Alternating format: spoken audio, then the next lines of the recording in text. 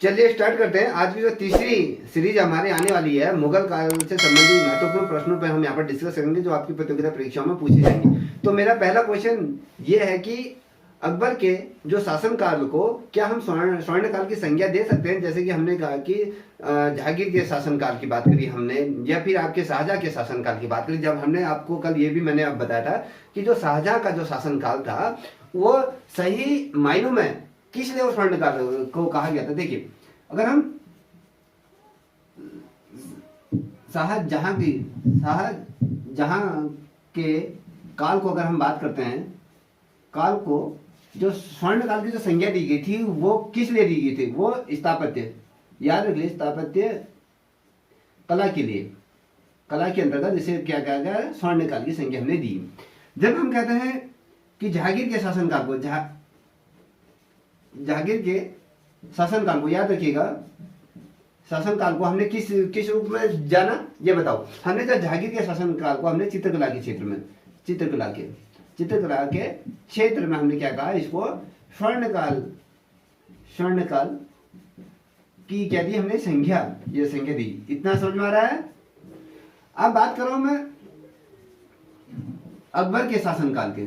अकबर के शासनकाल को हमने चित्रकला के क्षेत्र में क्या स्वर्ण काल की संज्ञा दी गई थी? मैं ये क्वेश्चन पूछ रहा हूं। तो मैं कह रहा हूं कि हाँ, इसके शासनकाल को स्वर्ण काल की संज्ञा दी गई थी, स्वर्ण काल कहा गया था। ये मुझे सुरेंद्र आप बताएं क्यों कहा गया था? मैंने कल आपको बताया था, बताइए जल्दी।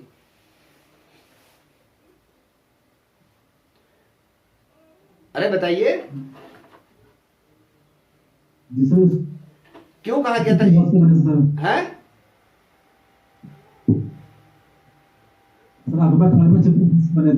अरे यार, फिर मैं कह रहा हूँ अलग अलग जितने भी मुगल काल के जितने भी शासक रहे हैं, चाहे वो बाबर की बात की को अलग अलग समय में उन्होंने ग्रंथों पर भी क्या बनाए हैं, चित्रांकन उनके ग्रंथ का है, फारसी अनुवाद में, संस्कृत में अनुवाद, ये तमाम चीजें की हैं और धार्मिक ग्रंथों पर उन्होंने चित्रांकन किया। मैं बेसिकली अगर आप बाबर के समय से अगर जहांगीर के समय की अगर बात करूं या फिर आपके औरंगजेब के समय को, इनके समय में अलग अलग टाइम पे हर चीजें हुई, मगर पर्टिकुलर एक चीज पे जो फोकस करा गया कि भैया ये जो काल था, इस काल को हमने स्वर्ण काल की संज्ञा दी गई। तो ये भी तो हमें स्पष्ट होना चाहिए। मैंने कल पढ़ाया, उसके बावजूद भी आपको बिल्कुल भी समझ में नहीं आ रहा आरती, आपका भी पता नहीं दिमाग कहाँ जा रहा है। तो मैंने आपसे ये कहा था कि भैया इसके समय में संगीत, याद आ रहा है, संगीत कला और साहित्य। जी सर।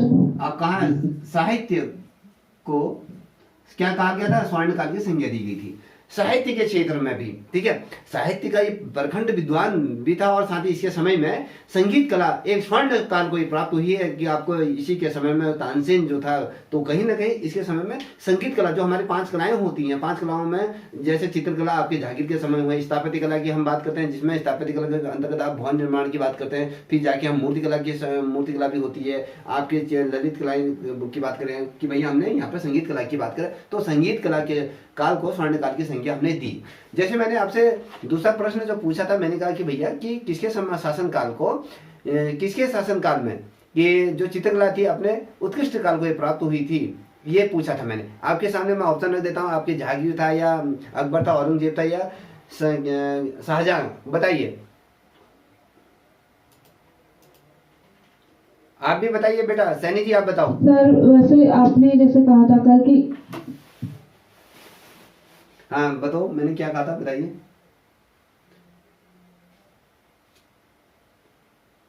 जल्दी बताइए, मैं कह रहा हूं कि क्वेश्चन, सैनी जी आप बताओ। चित्रकला जी सर क्वेश्चन रिपीट कीजिए सर प्लीज। मैं फिर रिपीट कर रहा हूं, मैं कह रहा हूं बेटा आपसे कि चित्रकला को किसके समय में प्रोत्साहन किया गया, प्रोत्साहित हुई, किसके समय चित्रकला को प्रोत्साहन मिला, प्रोत्साहित किसके समय में हुई? या अकबर के समय में हुई, या जहांगीर के समय में हुई, या औरंगजेब के समय में हुई, शाहजहां के समय में हुई, बताइए। इनमें से 4 ऑप्शन मैंने आपके सामने रख दिए, क्या 4 सही है गलत है मुझे बताइए। मैं कह रहा हूं कि चित्रकला को प्रोत्साहन तो अकबर से ही मिला ना सर। प्रोत्साहित, जो प्रोत्साहित हुई, प्रोत्साहन और प्रोत्साहित दोनों, कि प्रोत्साहित किसी को आगे को प्रेरित करना। ठीक है, अगर हम बात करें तो ये बताइए मेरे को कि किसके शासनकाल में हुआ? अकबर हो गया, जहांगीर हो गया, औरंगजेब हो गया, या शाहजहां, या इनमें से सभी? पांच ऑप्शन भी रख देता हूं, इनमें से सभी बताइए। प्रोत्साहन तो अकबर से ही मिला है ना।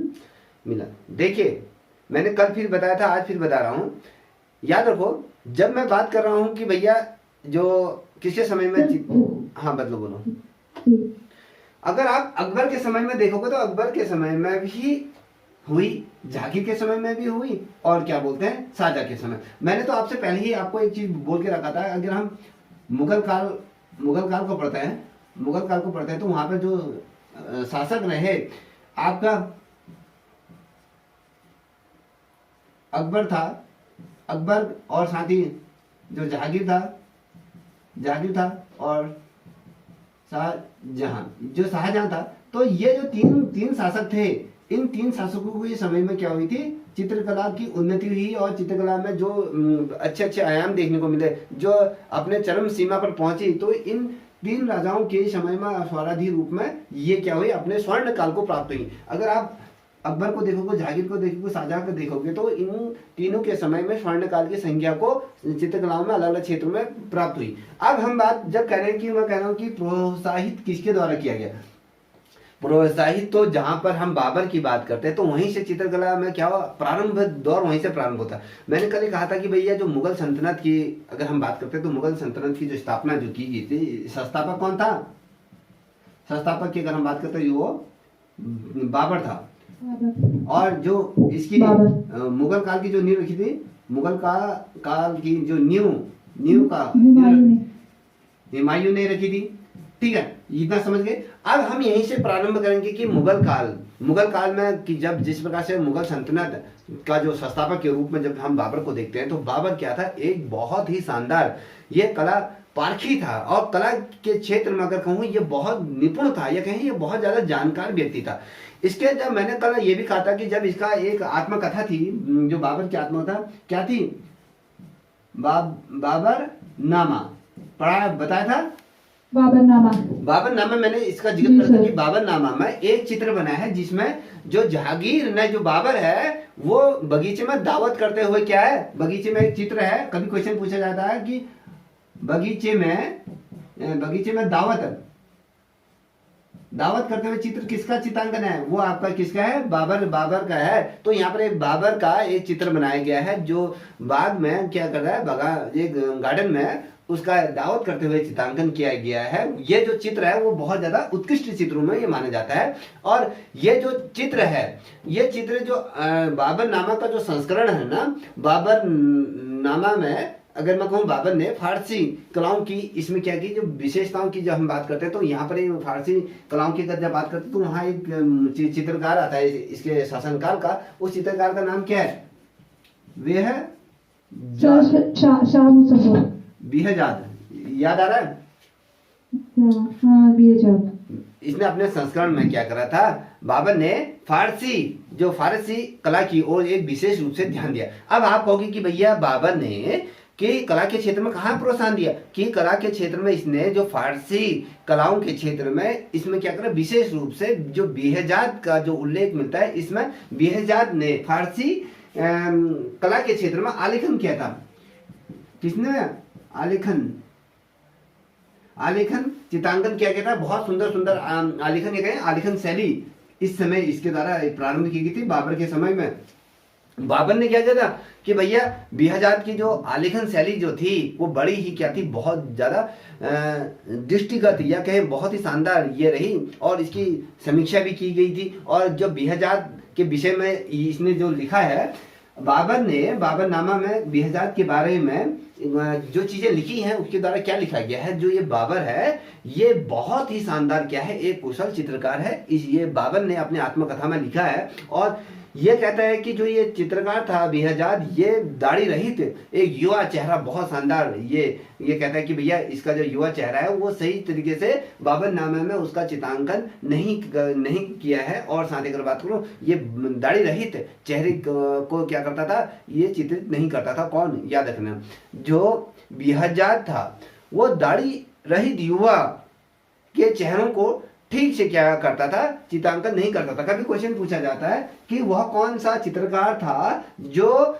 दाढ़ी रहित युवाओं का, जो राजा हुआ करते थे, महाराजा हुआ करते थे, उनका जो चित्रांकन करता था वो सही ढंग से नहीं कर पाता था। वो कोई और नहीं है, वो बेहजाद था। बाबर ने अपनी आत्मकथा में एक चीज और लिखी गई है, उसने एक अन्य चित्रकार का भी जिक्र किया है। उस चित्रकार का नाम क्या है बताइए, मैंने कल बताया था। शाह मुजफ्फर। है शाह क्या शाह मुजफ्फर। शाह बोलो। मुजफ्फर, शाह मुजफ्फर। शाह मुजफ्फर एक चित्रकार के बारे में इसने अपनी आत्मकथा में जिक्र किया है। ये कहता है कि जो ये शाह जो क्या बोलते हैं शाह मुजफ्फर है, सादृश्य बनाने में, हाँ, ये क्या था, एक बहुत अच्छा कलाकार था। ये बहुत कुशल, अगर हम कहें ये कुशल चित्रकार था। कुशल चित्रकार किस रूप में था? सादृश्य चित्र बनाने में। ये सदृश्य मतलब जो आंखों से दिखाई दे। सदृश्य किसका मतलब क्या होता है? ये सैनी जी, सदृश्य का अर्थ क्या होता है? जो सामने प्रत्यक्ष रूप से देखकर बनाया जाए। बिल्कुल सही। ये इसमें क्या था, ये इसमें क्या था, बहुत ज्यादा निपुण था। हम यदि किसी प्रकृति का दृश्य का चित्रांकन करते, हम किसी क्षेत्र की तरफ दे कोई भूभाग का हम चित्रांकन करते, तो हूबहू उसकी क्या कर देना, कॉपी कर देना। तो कहीं ना कहीं ये जो शाह मुजफ्फर था, ये एक सदृश्य चित्रकार के रूप में या कहीं इन चित्रों में बनाने में क्या था, कुशल था। इतना समझ में आ गया है? ठीक है, ये बहुत ही। और इसकी अगर हम बात करें तो इसकी जल्द ही क्या हो गई थी, मृत्यु हो गई थी। आपको ये पता होना चाहिए। इसके जो बारे में जो लिखा गया है कि भैया ये जो कलाकार था, इसकी ज्यादा समय ये जिंदा नहीं रहा और जल्दी ही इसकी क्या होगी, मृत्यु होगी, याद रखिएगा। और बाबर ने क्या समरकंद की मस्जिद का भी वर्णन किया है। कभी क्वेश्चन पूछा जाएगा कि समरकंद की मस्जिद का जो वर्णन किसकी आत्मकथा में मिलता है, बताइए। समरकंद की जो मस्जिद है, मस्जिद का जो वर्णन जो मिलता है वो आपके बाबर नामा में उसका जिक्र मिलता है, उसमें इसका वर्णन किया गया है। और इस मस्जिद की अगर हम बात करें तो बाबर ये कहता है कि जो ये मस्जिद बनाई गई थी उस समय, जब आपको पता है कि ये यूनान में, ठीक है, जिस प्रकार से मंगोलों ने चाइना से आकर उन पर आक्रमण करा, वहां पर जिस प्रकार से चाइना की जो आर्ट आने के बाद उन्होंने चीनी चित्रों से यहाँ पर सजा हुआ इसको बताया गया कि जो ये मस्जिद है वो चीनी चित्र कला में क्या हुआ है, ये मस्जिद समरकंद की मस्जिद जो चाइनीज चित्रों में क्या है, इसको सजाया गया है। और ये बहुत ही शानदार ये कला प्रेमी के रूप में इसे माना जाता है। और इसके समय में भी, किसके समय में हम बात कर रहे हैं, जो बाबर है, बाबर के समय में भी जो चित्रकला थी वो उन्नति के शिखर को पहुंची। ये नहीं कह सकते आपकी अकबरी है या हुमायूं है या फिर आपके जहांगीर है, हर किसी ने चित्रकला को प्रोत्साहन अपने अपने समय में दिया है, याद रखिएगा। समझ में आ रहा है? अब देखिए, ये जब हम कला की बात करते हैं तो कला की जो विरासत थी, ठीक है, जब हम कला की विरासत की बात करते हैं, जब बाबर की जब मृत्यु हो गई थी और जब कला की विरासत की अगर हम बात करते हैं तो ये हस्तांतरण किसके हाथ में हुई, वो हुमायूं के जब हाथ में हुई। तो जो बाबर क्या हुआ था, जब बाबर क्या हुआ था, जब उसकी मृत्यु होती तो सारा राजपाट किसके हाथ में सौंप के चला गया, और अलविदा हो गया, हुमायूं के उसमें हो गया। तो कहीं ना कहीं जो आर्ट में जो रुचि, हमने कहा ना कि उसकी जो अभिरुचि जो रही, वो जो हुमायूं थी, हुमायूं को उसके पुश्तैनी तौर पे उसको क्या मिली, कहीं ना कहीं खानदानी विरासत उसको हाथ में मिली। तो ऑब्वियसली कि उसको भी कला के क्षेत्र में कहीं ना कहीं रुचि ये रही होगी, ठीक है। कहीं ना कहीं उसने भी खानदान के नाम को आगे अग्रसर किया होगा। जैसे हम कहते हैं कि खानदान की जो राजनीति हो, बेटा उसको आगे बढ़ाता है, तो कहीं ना कहीं वही चीज अब ये हुमायूं ने भी की, क्योंकि जो चित्रकला थी उसको पुश्तैनी रूप में से वो मिली थी। और अगर हम कहें ये भी क्या था, ये जो हुमायूं है ये भी क्या था, उच्च कोटि का एक कलाकार ये था। और इसने अपने दरबार में, याद रखिए, जो हुमायूं था इसने अपने दरबार में बहुत से अनेकों ऐसे चित्रकारों को क्या किया था, इसने आश्रय दिया था, ये उनकी देखभाल करता था और निरंतर कला के क्षेत्र में ये अपनी सेवाएं देता रहा। जो इसके दरबार में जितने भी चित्रकार थे निरंतर उसको क्या करता था, वो सेवाएं निरंतर करवाता था। और उसका ये भी मानना था कि भैया जब भी भारत में जब भी मुगल काल की अगर हम बात करते हैं, उसकी नींव रखने की अगर बात करते हैं, तो वो हमेशा हमारे सामने जो उभर के समक्ष आती है वो कौन है, वो हुमायूं ही है, जो मुगल काल की नींव रखने में उसने कहीं ना कहीं अपनी अहम भूमिका निभाई। जब हम बात करते हैं कि अकबर ने क्या करा, जो हुमायूं से उसे जो चीजें विरासत के तौर पे मिली, जय अकबर के जो पिता थे, पिता भी कहीं ना कहीं कला के प्रति बहुत ज्यादा क्या थे, समर्पित थे या नहीं थे। तो ये जब समर्पित थे तो इनके अंतर्गत भी अगर मैं कहूँ, जो अकबर है, अकबर के अंतर्गत भी कला प्रेम और कलाकारों को किस प्रकार से प्रोत्साहित किया जाता है, उनको किस प्रकार से सम्मान दिया जाता है। तो चित्रकला की उन्नति का अगर हम विशेषकर अगर हम कहें, जो क्रेडिट जाता है ज़्यादा, तो उन्नति के अगर हम कहें तो कहीं ना कहीं अकबर को ही उसका क्रेडिट जाता है। अब अगर हम बात करें तो अकबर के शासन काल में विश्व भर के जितने भी, संसार भर के जितने भी टॉप, जो मोस्ट पॉपुलर जो चित्रकार थे, जो अपने क्षेत्र में अलग अलग विधाओं में निपुण थे, वो 100 से भी ऊपर के, अगर मैं कहूँ, जो 100 उच्च कोटि के क्या थे चित्रकार, क्या हमेशा किसके दरबार में रहा करते थे, अकबर के दरबार में रहा करते थे। और कहीं ना कहीं अकबर के दरबार की क्या करते थे, ये कहीं ना कहीं शोभा बढ़ाने का ये कार्य ये करते थे।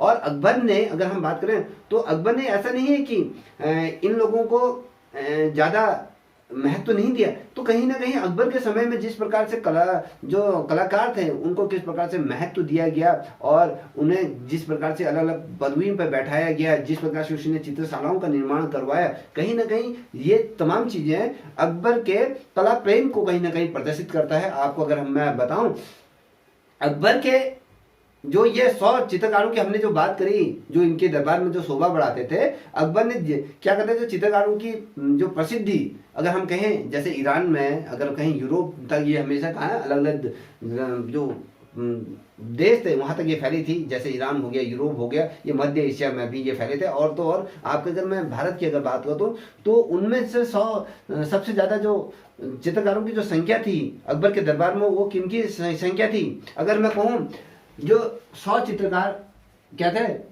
चित्रकार किसके दरबार में थे, अकबर के। ये संसार भर के उच्च कोटि के थे, ये उच्च कोटि के दरबार, उच्च कोटि के जो 100 चित्रकार इसके दरबार में रहते थे, ये हमेशा इसके दरबार की क्या करते हैं, शोभा में। अब इनमें से भी जो ये 100 चित्रकार बता रहा हूँ, तो इनमें से भी जो सबसे ज्यादा महत्वपूर्ण अगर कहूँ, जो टॉप मोस्ट, जो बहुत ज्यादा निपुण जो अपने क्षेत्र में होते हैं, जो 17 चित्रकारों की अगर हम बात करते हैं, 17 चित्रकारों में हिंदुओं की संख्या की अगर हम बात करते हैं तो 17 जो दुनिया भर के जो प्रमुख जो चित्रकार थे, उनमें 14 जो चित्रकार थे वो हिंदू चित्रकार थे। हिंदू चित्रकारों की संख्या इसके दरबार में थी। और साथ ही अगर मैं कहूँ, जो 3 जो चित्रकार थे वो आपके मुस्लिम धर्म के क्या थे, मुसलमान थे।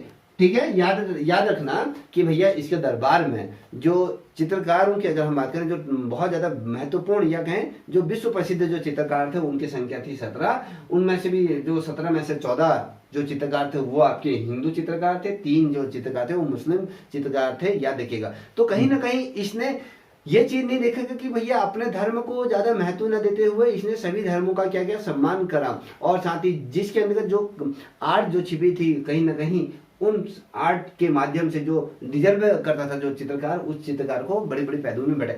और ये जो बंदा था, ये प्रति सप्ताह क्या करता था, एक चित्रकला का प्रदर्शनी में ये क्या करता था, अपने जो चित्रशाला जो बनाई थी, तो वहां पर अलग अलग क्षेत्र के चित्रकारों को आमंत्रित करता था और चित्रकला प्रतियोगिता कराता था। तो और जिसकी चित्रकला बहुत शानदार हुआ करती थी, तो उसको क्या करता था, ये हीरे जवाहरात और हाथी भी, उसमें हाथी भी बहुत बड़ी बात होती थी, जिसे हाथी मिल जाता था उसे घर, उनको आश्रय में ये लिया करता था। याद रखिएगा, इतना समझ में आ गया सभी के। जब क्या करता था, एक चीज और बता दूं, कला के जितने भी समूच मूल्यांकन की अगर बात करते हैं, तो कला को कहीं ना कहीं प्रोत्साहित करने के लिए अकबर ने क्या करता है, मैंने आपको कहा कि जिस प्रकार से इसने कला को प्रमोट किया, जो प्रति सप्ताह की अगर हम जब बात करें कि सप्ताह में ये प्रत्येक दिन क्या करता था, कहीं ना कहीं चित्रकला जब ये कंपटीशन कराता था उसके बाद उसकी प्रदर्शनियां लगाया करता था, याद रखिए। और अकबर के पुत्र की अगर हम बात करते हैं, अकबर का पुत्र कौन था? अकबर का पुत्र कौन था? जहांगीर। जहांगीर जो जहांगीर था, जहांगीर ने क्या करा, जिस प्रकार से जितने भी शासक रहे, चाहे क्या बोलते हैं, अगर हम कहें बाबर रहा, बाबर के बाद हुमायूं रहा, अकबर, जहांगीर, ये वंशानुगत जिस प्रकार से इनको विरासत में मिली चित्रकला, जो कहीं अकबर को उसके पिता से मिली, उसके पिता से उससे मिली, तो जो अकबर के जो पुत्र था जहांगीर को भी कहीं ना कहीं जो वंश का जो परंपरागत तरीके से जो ये कला जो विरासत में ये मिली। और सबसे बड़ी बात यह है कि जो जहांगीर था वो कला के क्षेत्र में बड़ी योग्यता रखता था, और इसने क्या करा, जो परंपरागत तरीके से जो आर्ट इसको विरासत में मिले उसको बहुत ही शानदार तरीके से इसने सजोने का कार्य करा, उसको संभालने का कार्य करा और उसको समृद्धि तक पहुंचाने का कार्य करा। और जब उसका पुत्र जहांगीर का जब पुत्र रहा, आपको सभी को पता है कि भाई ये जहांगीर क्या है, एक प्रकृति प्रेमी ये रहा, चाहे आप पशु पक्षियों का जो चित्रांकन कहें या फिर दरबारी चित्रांकन या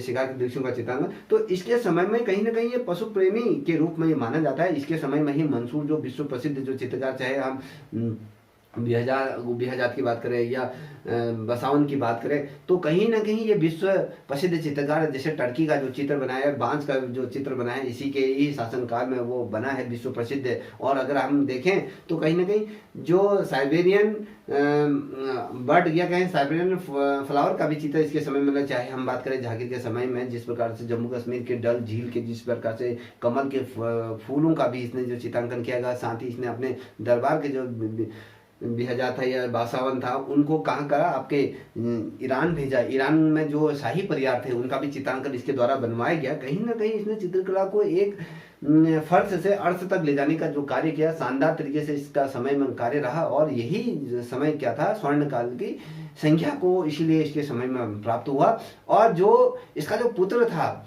इसके जो पुत्र को जो चित्रकला शाहजहां को अपने पूर्वजों की भांति लगातार क्या मिले, एक से दूसरे स्तर तक, दूसरे से तीसरे स्तर तक पहुंची। और शाहजहां ने क्या करा, अपने जो पूर्वजों की भांति उत्कृष्ट कला वीरता नहीं दिखाई। याद रखिएगा, मैं कह रहा हूं कि जो शाहजहां था, शाहजहां ने कला के क्षेत्र में अपनी रुचि नहीं दिखाई। याद रखिएगा, रुचि किसमें थी इसकी, बताइए, रुचि किसमें थी? है स्थापत्य कला में सर। ठीक है, स्थापत्य कला में इसकी क्या है। इसके दरबार में अगर बात करें, किसके, शाहजहां के दरबार की अगर बात करूं, तो शाहजहां के दरबार में जो जितने भी चित्रकार हुआ करते ना, याद रखिए शाहजहां का जो दरबार था, शाहजहां के दरबार में, यहां पर लिख देता हूं, शाहजहां के दरबार में जो चित्रकार हुआ करते थे, चित्रकारों का क्या रहता था, हुजूम या कहें जमावड़ा लगा रहता था। याद रखना, कभी क्वेश्चन बनता है कि भैया ऐसा कौन सा मुगल शासक है जिसके शासन काल में राज दरबार में चित्रकारों का बहुत बड़ा क्या रखा था, जमावड़ा रहता है। आपके सामने दिया जाएगा, अकबर दिया जाएगा, जहांगीर दिया जाएगा, शाहजहां दिया जाएगा, इनमें से कोई नहीं। तो आपको इस पर से पता होना है, जमावड़े की अगर हम बात करते हैं तो सबसे ज्यादा जो चित्रकारों का जो जमावड़ा रहता था वो किसके उसमें रहता था, आपके शाहजहां के दरबार में रहा करता था। और फिर भी क्या हुआ, इसके दरबार में अगर हम फिर भी इसने जो चित्रकला को उतना ज्यादा प्रमोट नहीं करे, उत्साह उसमें नहीं था चित्रकला के प्रति, और ना कला के प्रति इसने अपनी जो वैसी जो इसकी स्वाभाविकता थी ना, जिसमें अभिरुचि थी, वो दर्शाया नहीं किया। याद रखिएगा, आप अगर उत्तर प्रदेश में देखोगे जो अलग अलग, चाहे राजस्थान बोर्ड की देखोगे या एनसीईआरटी की किताबों में देखोगे, तो कहीं ना कहीं जो इसमें अगर मैंने जैसे आपके सामने मैंने कुछ ऑप्शन रखे थे, जैसे मैंने कहा अकबर, औरंगजेब, जहांगीर या शाहजहां, तो उन किताबों में आपको कहीं पर ये देखने को मिले जहांगीर के शासनकाल को स्वर्ण काल की संज्ञा नहीं माना गया है। कहीं ना कहीं अलग अलग तरीके से उसको वो कहा जाता है कि भैया जो प्रोत्साहन जो मिला है, जैसे अभी सैनी जी ने कहा कि भैया अकबर के शासनकाल में ही चित्रकला को प्रोत्साहन मिला। तो मैंने ये तमाम चीजें क्यों आपके सामने रखी, तो मैंने इसलिए रखी कि हर एक जो क्या था, जो शासक था उन शासकों का क्या चित्रकला में योगदान रहा, वो तमाम चीजें बताई। तो आपको पता चल गया होगा कि किसके शासनकाल में क्या चीजें हैं। हम जब जहांगीर के शाहजहां की बात करें तो शाहजहां के समय में आप स्थापत्य कला, भवन निर्माण सारथी रूप में देखोगे, तो मगर चित्रकला को ज्यादा प्रोत्साहित नहीं मिला, जैसे कि इसका स्वाभाविक था, उसमें जो रुचि इसकी नहीं दिखाई, तो आपका जो शाहजहां था तो शाहजहां आपका गलत हो जाएगा। और अगर अकबर की, हम जहांगीर की बात करें तो जहांगीर को भी कहीं ना कहीं हम उसमें कट कर देंगे, और जो आपका अकबर या हुमायूं रहा वो भी नहीं रहेगा, जो रहेगा आपका अकबर क्या रहेगा, इसमें सही रहेगा। ठीक है ना, समझ में आ गया आपके? किसी को कोई डाउट? सर सैनी जी कोई डाउट है? ये आरती जी सर। बताइए, कोई डाउट है? नहीं सर, नो सर। अब मुझे एक क्वेश्चन मैं आप लोग के सामने भी रख रहा हूँ, जो यूट्यूब के माध्यम से जो भी देख रहे हैं, तो आप भी इसका आंसर तुरंत बताइएगा। मैं कह रहा हूँ कि शिकार के चित्र किसके समय में सबसे अधिक बने? ऐसा कौन सा मुगल शासक था जिसके समय में शिकार के बहुत अधिक चित्र बने, किस शैली में? ठीक है, याद रखिएगा, शिकार के चित्र किस शैली में, सारथी रूप में बने। आपके सामने मैं कुछ शैलियां रखूंगा, जैसे आपके पहाड़ी शैली होगी या फिर कंपनी शैली होगी या बूदी शैली होगी या मुगल शैली, तो किसके समय में सारथी रूप में चितार के जो शिकार के दृश्यों का चित्रांकन हुआ, बताइए। बूंदी शैली सर, बूंदी कोटा शैली। और कोई? कोटा शैली सर। सर बिल्कुल सही। देखिए, ये कोटा या बूदी शैली में नहीं, जो सारथी रूप में जो शिकार के दृश्यों का जो चित्रांकन हुआ, देखिए मैं यहाँ पर लिखता हूँ, वो आपके किस में रहे? मुगल शैली में। देखिए, हम कह रहे हैं कि शिकार के चित्रों को किस शैली में सबसे अधिक बनाया गया, वो है आपके मुगल शैली। अब मुगल शैली है, ठीक है। अब आपको बताओगे कि मुगल शैली क्यों कहा मैंने, तो मुगल शैली में अगर बात करूं, मुगल शैली में सबसे अधिक आखेट के क्या है, शिकार के चित्रों की संख्या सबसे अधिक आपको देखने को मिलेगा मुगल शैली में ही बनाया गया। अकबर के समय में अगर बताऊं तो अकबर के समय में जो, याद रखो, जो अकबर के समय में जो शिकार के जो चित्र बनाए गए वो कहाँ बनाए गए थे, बताओ, बताइए, जल्दी बताइए आरती।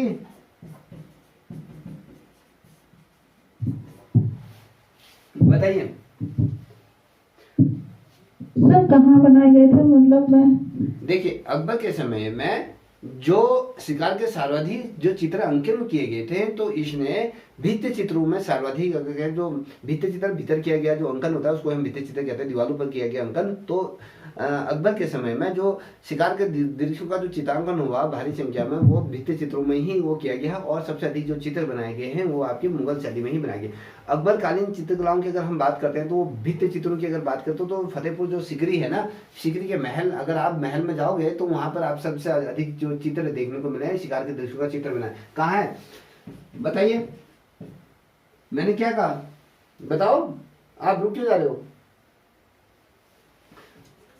फतेहपुर सिकरी, सिकरी का जो महल है, महल में सारथी रूप में, जो उसके भीतर सारथी रूप में किस चीज का चित्रांकन किया गया है, वो आपका जो महल के भीतर आखेट से संबंधित चित्रों को, शिकार के दृश्यों का चित्रांकन, कोई शेर का शिकार कर रहा है, हाथी पे बैठे हुए हिरन का शिकार कर रहा है, अलग अलग तरीके से राजा महाराजाओं ने जो चित्रांकन किया गया है वो आपके सारथी रूप में अकबर के समय में भी वो हुआ है, और मुगल काल में तो हुआ ही है। वो अकबर ने भित्ति चित्रों में क्या किया, शिकार के दृश्यों का चित्र किया। अब भित्ति चित्र कहाँ पर किस जगह पे बनाया गया, जो फतेहपुर की जो सिकरी का जो महल था, इसका महल के अंदर इसने क्या करे, भित्ति चित्रों का सारे रूप में अंकन इसके द्वारा किया गया है, याद रखिएगा। और जहांगीर, हमने जब जहांगीर की बात करते हैं तो जहांगीर किसके रूप में कला प्रेमी बादशाह के रूप में जाना जाता है, बताइए।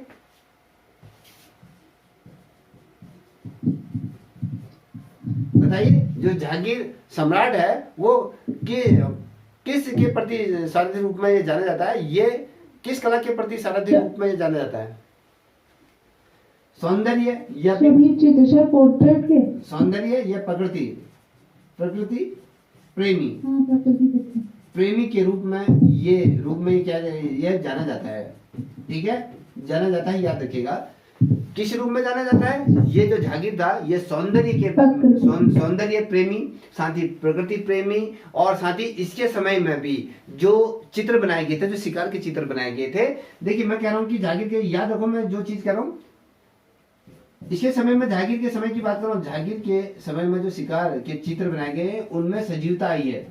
चित्रों में सजीवता क्या होता है बताइए? सजीवता आई, हूबहू लगना, मतलब उसमें जीवन जैसा दिखना। देखिए अगर हम मान लीजिए किसी जानवर का, अगर हम किसी ने शिकार किया है, अगर किसी ने कोई बकरी कटी है, आपके सामने कोई बकरी कटी है, तो उसका खून किस प्रकार से बहता है, बकरी किस प्रकार से छड़बड़ाती है, तो वो एक बड़ा ही जो सामने जो दृश्य दिखता है, जो हम अपने आंखों से देखते हैं, तो वही भाव, वही चीज अगर ये जागीर के समय में जो शिकार के दृश्यों का जो चित्रांकन हुआ था, कि उसी प्रकार से अगर किसी बाघ का शिकार किया है तो उसमें भाला लगते हुए और उससे खून किस प्रकार से निकल रहा है, वो किस प्रकार से तड़प रहा है, उसका भाव भंगिमाएं किस प्रकार से हैं, उसमें किस प्रकार से तान पोद ये वर्ण का प्रयोग किया गया, वो शानदार तरीके से सजीव चित्रण कि भैया हूबहू चित्रांकन को नकल करना। तो वो सजीव जो चित्रांकन में शिकार के दृश्यों में जो सजीवता आई, वो किसके समय में आई? जागीर के समय में आई। हम बात करेंगे कि भैया साधारण रूप में जो चित्र बने वो आपके अकबर के समय में बने। अकबर के समय में उतनी सजीवता नहीं रही शिकार के दृश्यों का चित्रांकन में, जितने आपके जागीर के समय में रही, ये रही। और जागीर के काल में अगर मैं चित्रकला में अगर बात करूं, जो चित्रकला शैली थी उसमें सूक्ष्मता थी, और साथ ही अकबर के शैली में अगर हम कहें काल में शैली अधिक, क्या कहीं ना कहीं वो अधिक बढ़ गई थी। किसके समय में अधिक शैली बढ़ गई थी? जहां अकबर के समय में चित्रकला के क्षेत्र में इसने ज्यादा वर्क करा, और कहें जो सूक्ष्मता अगर कहें, देखिए जागीर के काल में चित्रकला शैली रही, उसमें सूक्ष्मता रही, और अकबर के काल की अगर बात करूं, अकबर के काल की शैली कहीं ना कहीं जो जागीर थी, जागीर के उससे कहीं ना कहीं अधिक ये बड़ी, तो कहीं ना सजीवता, हम जब स्वर्ण काल की संज्ञा जब हम लेते तो सजीव कि हम किसी चित्र को खूबहू चित्रों को देख रहे हैं, जो चीजें मन को मोह रही हैं, उसमें उतनी स्पर्शता अगर जागीर अकबर के चित्रों को देखो उतनी स्पर्शता नहीं है जितनी आपको जागीर के चित्रों में देखने को मिलेगी। ये तमाम चीजें हमें किसके वहां पर देखने को मिलती है बताइए? जागीर के समय में। ठीक है, इतना तो समझ में आ गया होगा? जी सर। जी सर। अब मुझे ये बताइए कि वो कौन सा मुगल सम्राट रहा जो चित्रकला को जो सबसे अधिक समझता था? ठीक है, वो मुगल काल का वो सम्राट को बताइए जो सबसे ज्यादा चित्रकला को समझता था। जागीर। ठीक है, इतना समझ में। अब मुझे एक क्वेश्चन मैं आपके सामने रखूंगा, कुछ चीजें, ठीक है, मुझे ये बताइएगा, तुरंत बताइएगा। मैं कह रहा हूं कि इनमें निम्न में से कौन सा असंबद्ध है? इनमें से असंबद्ध बताइएगा, कौन इससे मेल नहीं खाता है? मंसूर हो गया, मनोहर हो गया, बिहजाद हो गया, या मिस्कन, कौन इनमें मेल नहीं खाता है?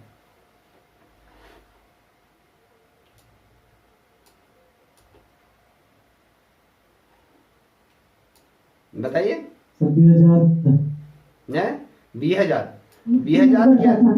बिहजाद इसमें क्या करता है? ये मेल नहीं खाता। ये बिहजाद कौन था? बिहजाद कौन था बताइए? चित्रकार था। कहाँ का? जो ये जो बिहजाद था कहाँ का चित्रकार था बताओ? ईरानी चित्रकार था। इसका बिल्कुल सही। जो बिहजाद था वो बिहजाद आपका ईरानी चित्रकार था। ये बहुत प्रसिद्ध ईरान का ये क्या था? ये चित्रकार था। और इसका उल्लेख हमें कहाँ मिलता है? बाबरनामा में। बाबर की जो आत्मकथा है, बाबरनामा को दूसरे किस नाम से जाना जाता है? बाबर। आपने कहा कि बाबरनामा को दूसरे किस नाम से जाना जाता है? तुर्की बाबरी कहा जाता है। इसी आत्मकथा तुर्की बाबरी में इसने जिक्र किसका किया है? बिहजाद का किया है। बिहजाद किस में निपुण नहीं था? सैनी जी सभी बनाना सर, सभी बनाना है हमें। सभी क्या बोलते हैं, सैनी जी बताइए, ये बिहजात किस चीज में निपुण नहीं था?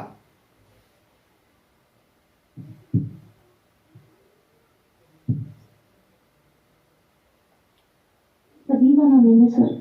ये जो मानव के जो चेहरा था, जो उसके जो दाढ़ी रहित जो फेस था, उसको बनाने में ये निपुण था, ये निपुण नहीं था, वो उसको नहीं सही तरीके से नहीं बना पाता था। ठीक है, जो राजा महाराजा हुआ करते थे उनके जो दाढ़ी रहित वो जो फेस होता था, उन फेस को बनाने में ये निपुण नहीं था। ठीक है, अब अगर हम बात कर रहे हैं, आपने जब मैंने कहा कि मनोहर की बात करी, मंसूर की बात करी, निस्कन की बात करी, ये जो चित्रकार हैं, ये चित्रकार किसके शासनकाल के चित्रकार हैं बताइए? मैं कह रहा हूं कि सर जहांगीर जहांगीर के। मंसूर और कौन था, निस्कन मनोहर और साथ मनोहर किसका बोला मैंने? मनोहर। मनोहर ये किसके समय के, मनोहर किसके समय के चित्रकार हैं? जहांगीर बिल्कुल सही, ये जहांगीर के, जहांगीर के जहांगीर के समय के चित्रकार थे। आपने बिल्कुल सही बताया कि जो बिहजात था इसमें क्या ये असंबद्ध था, क्योंकि एक ही राजा के जो 3 चित्रकार इसमें हैं, और जो बिहजात है वो बाबर का समय का, ये ईरानी या कहें ये ईरान का एक बहुत प्रसिद्ध चित्रकार था, ये कहीं ना कहीं असंबद्ध था। ठीक है, ये तो समझ लोगे कि ये जो मंसूर था, जो मनोहर, जो मिस्कन था, ये आपके जो मुगल काल जो दरबार का जो चित्रकार ये थे मुगल काल के। आपने क्या कहा, ये जो जहांगीर के समय के थे, बिल्कुल सही कहा, मगर ये मुगल काल के थे, ये ईरानी सभ्यता का, ये ईरानी शैली का क्या था, प्रसिद्ध चित्रकार था, कहाँ ईरान का, कहाँ मुगल का। ठीक है, अब देखिए अगर हम मंसूर की बात करते हो तो मंसूर और मनोहर जो क्या थे जहांगीर के, ये सबसे प्रसिद्ध चित्रकारों में से माने जाते हैं। अगर हम मिस्कन की बात करते हैं, ये जो मिस्कन ये अकबर के समय का, यह अकबर कालीन ये चित्रकार था। और आपको एक चीज और बता दूं, ये जो मिस्कन था ये यूरोपीय शैली में क्या था, ये यूरोपीय शैली का चित्रकार था, और यूरोपीय शैली में ये निपुण था। कौन, किसकी बात कर रहा हूँ, यूरोपीय शैली का चित्रकार कौन था? मिस्किन सर। यूरोपीय चित्रकार, यह इस शैली का मैं ये क्या था, ये यूरोपीय शैली का चित्रकार माना जाता है। और जो मंसूर हो गया, मनोहर होगा, वो आपके जहांगीर के समय के काल है, ये अकबर का। ठीक है, अकबर के समय में। इतना समझ में आया आपके? देखिए आपने एक चीज और पढ़ी होगी, जब हम अबुल फजल की बात करते हैं तो अबुल फजल ने अपनी जो पुस्तक है, जो इसके द्वारा जो पुस्तक लिखी गई है, इसके द्वारा अबुल फजल द्वारा कौन सी पुस्तक लिखी गई है, जल्दी बताइए, जल्दी बताओ। बाबरनामा सर। आरती आप बताइए।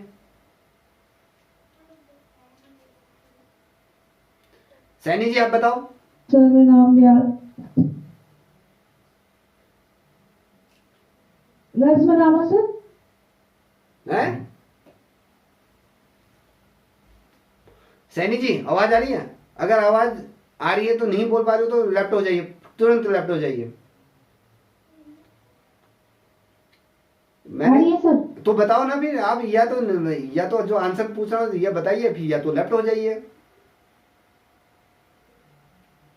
सर क्योंकि आता नहीं आंसर। ना तो नहीं आता तो ये चीज बताए ना, एकदम मौन मत रहिए, मौनी बाबा मत बनिए। ठीक है, जब मैं अबुल फजल की बात करता हूँ तो अबुल फजल द्वारा एक पुस्तक लिखी गई थी, इसने अपनी पुस्तक लिखी थी जिसे हम क्या क्या कहते हैं, आईनी अकबरी। याद है?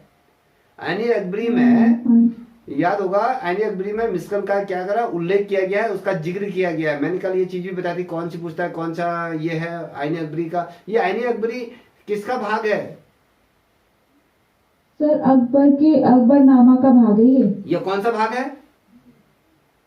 सर तीसरे का कौन सा उल्लेख हुआ है? 5वें में इसका उल्लेख किया गया। ये तमाम चीजें याद होनी चाहिए, मैंने कल इस चीज को बता के रखी। तो फिर इसका मतलब आप उतनी सादगी के साथ पढ़ नहीं रहे हो। ठीक है, अब ये बताइए, आपने एक क्वेश्चन, मैंने जब मुगल काल पढ़ा रहा था तो उसमें एक क्वेश्चन मैंने बोला भी था, मैं इस चीज को पूछूंगा।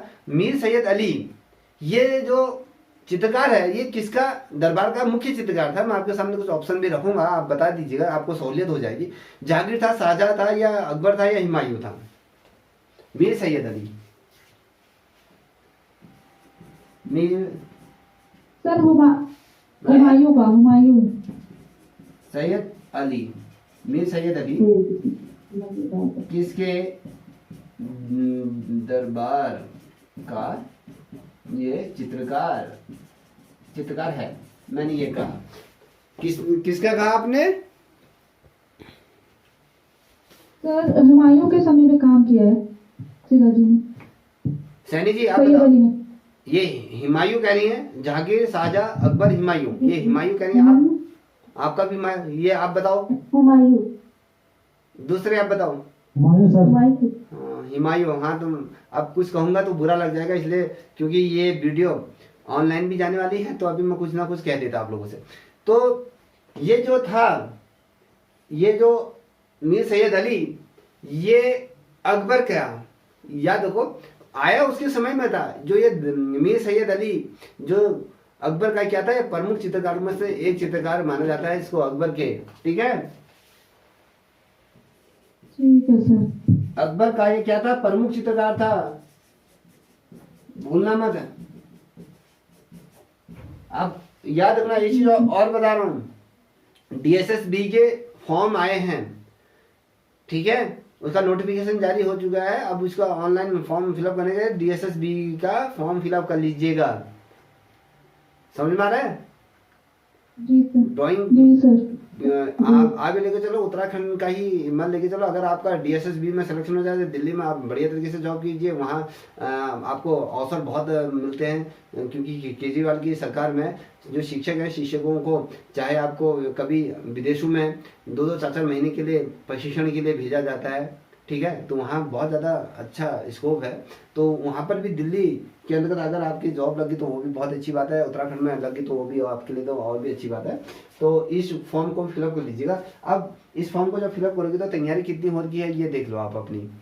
तो आप ये बता ही नहीं पा रहे हो कि कौन सा चित्रकार कहाँ है। देखिए, अब हम बात करें कि भैया जब यहाँ उत्तराखंड का एक सिंपल सा जो ये आपका पाठ्यक्रम है, और अगर आप देखोगे दिल्ली ऐसा डीएसएसबी का जो ड्राइंग के जो टीचरों के जो सिलेबस है, वो तो पाश्चात्य शैली से भी भरा पड़ा है। हर चीज उसमें पूछे जाते, तो हम पाश्चात्य शैली पूछेंगे तो वहाँ गजबजा जाओगे आप। अब मैं कहूँगा, ये बताइए, जो लास्ट जो सफर है ना, लास्ट सफर में कितने चित्र बने हुए हैं बताओ? कितने चित्र हैं उसमें?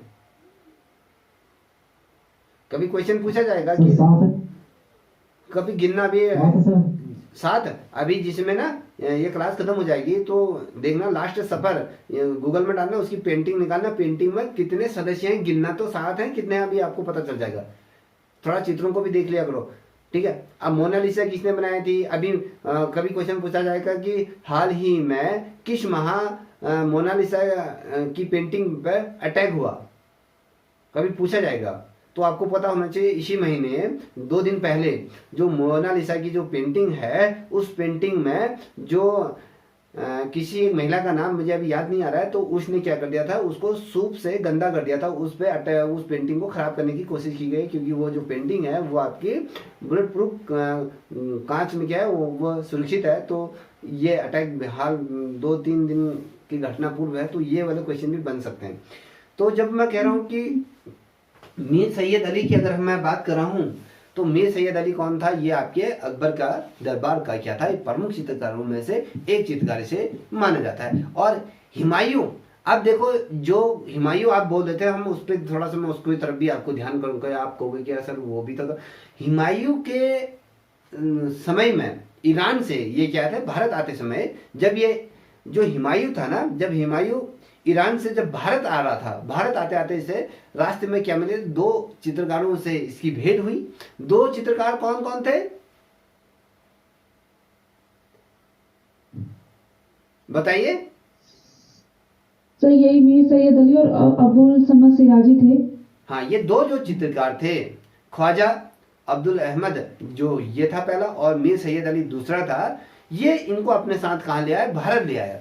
और मीर सैयद अली की अगर हम बात करते हैं तो इनके निरीक्षण में क्या हुआ, जो प्रसिद्ध ईरानी ग्रंथ है कि अगर हम बात करें, जिसे दास्ताने अमीर हजमा के नाम से हम जानते हैं, इसका चित्रांकन किसके द्वारा किया? कभी क्वेश्चन पूछा है, दास्ताने अमीर हजमा का जो चित्रांकन किस व्यक्ति द्वारा किया गया? ये ईरान का प्रसिद्ध ग्रंथ है, ये मीर सैयद अली के निरीक्षण के अंतर्गत ये कराया गया था, ठीक है। और दास्ताने अमीर हजमा के चित्रों की अगर हम बात करें तो इसके जो चित्रपट की श्रेणी में जो मैंने क्या कहा आपसे, जो दास्ताने अमीर हजमा की जो चित्र है, इन चित्रों को चित्रपट की श्रेणी में क्या है रखा गया। और जो ये चित्रकार था, लाया कौन था आपका? कौन लाया था? हुमायूं लाया था। हुमायूं जब भारत आया था तब लाया इसको, ठीक है। तो हुमायूं के बाद हुमायूं का पुत्र कौन था? हुमायूं का पुत्र कौन था? अकबर सर, अकबर। तो अकबर के दरबार के ये क्या थे? ये गए 9 रत्नों में से एक रत्न इसे माना जाता है। ये वो अगर हम बात करें, ये विश्व प्रसिद्ध चित्रकार ये रहा। अब जब हम बात करते हैं सभी चित्रण, ठीक है, सभी चित्रण की बात कर रहा हूं, ये बताइएगा सभी चित्रण, ठीक है। सभी चित्रण किसके समय में इनको महत्व मिला? सभी चित्रों को किसके समय में महत्व मिला? किसके समय में महत्व मिला? बताइए जल्दी से। जहांगीर था, अकबर था या शाहजहां था, औरंगजेब था? बताइए। जहांगीर था, अकबर था, शाहजहां था या औरंगजेब था? अकबर में सर। क्योंकि पता था सैनी जी को डांट पड़ रही है तो तब भाग गई है, तो तुम भी भाग जाओ। सर हमें भागना नहीं है सर, सीखना है। जो जो कमी हो रही है उसको पूरा करना है। मैदान छोड़कर कायर भागते हैं, समझिए। जी सर। तो बताइए।